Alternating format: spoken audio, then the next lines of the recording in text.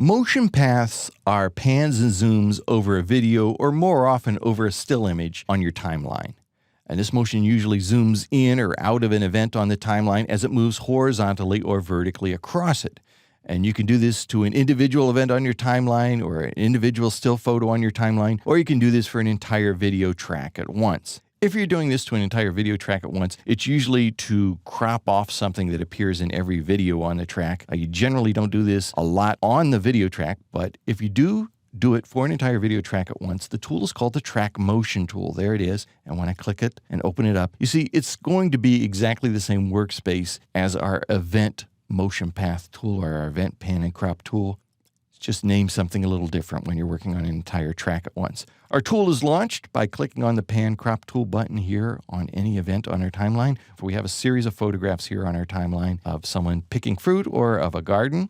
And I'm going to click to open the Pan Crop Tool. Before you do any animation or before you do any motion paths or work with the Pan and Crop tool, I recommend that you make sure the playhead right here on this timeline is at the very beginning. If it happens to be out here, press the home key so it'll jump to the beginning. And the reason why is wherever it is, it's going to create a keyframe. I'll show you that in just a moment. But sometimes you get some unwanted things if you're not at the very beginning right now, because there's a default keyframe there we need to overwrite. And if you're someplace else on the timeline, you're going to have an additional keyframe that you didn't expect. Now, we have our person here picking fruit. What I'm going to do is I'm going to start with a close-up of the person picking fruit, and then we'll pan out to a wider shot of the entire photo. The way you control the Pan and Crop tool is by using the frame controller here, and a frame is represented. Can you see it by that dotted line? The dotted line is the video frame, and it's got a little F in there so you'll know when it's upside down.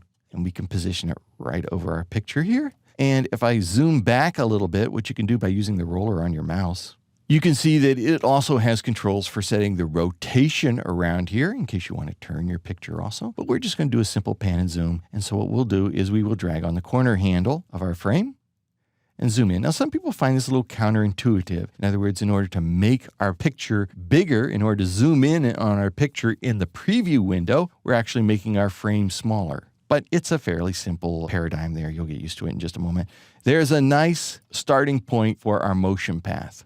Now, down on the timeline that runs along the bottom of this tool, this is called the keyframe controller. You'll see that we have little diamonds at the beginning of the timeline. This diamond by default represents the position or the location of the frame. And there is the diamond. I'll drag it out there for you. This is our initial starting point.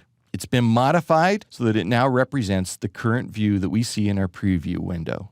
All I need to do now is create an endpoint. So I will click out here to drag the playhead to the end of my still photo. And now I will come back out. Now I can do this manually if I want, but here's a quick shortcut to jump out to, say, a wide shot or to a shot that shows the entire frame. Just go up here and select from the preset menu, Default, and it automatically sets out here to a full view.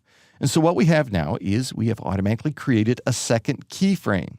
And the program will now create the motion here between those two keyframes. Take a look in the preview panel, and you can see we have a very nice motion path here.